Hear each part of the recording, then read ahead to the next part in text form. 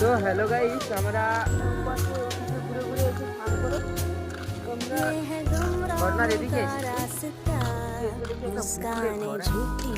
ঘরটায় কেউ নেই এখন। ওই দেখতেই পাচ্ছ এই ঘরটা, ওই ঘরটা আমরা এবার যাবো।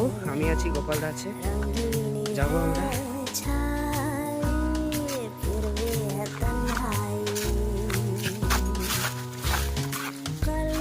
ঘর আমরা এখানে আছি, এখন যাবো ভিতরে গিয়ে ঢুকিয়ে দেখি। আশা করি ঘরটায় কেউ থাকে না, হালকা করে লাগানো আছে, পুরো চারদিকে পাতা শুকনো হয়ে গিয়ে পড়ে আছে।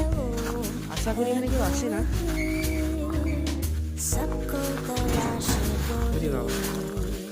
দরজাও জাম,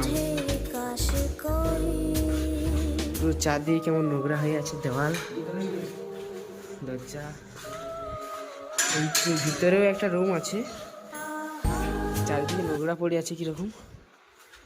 ওই জল নেই, একদমই জল নেই, পুরো শুকনো।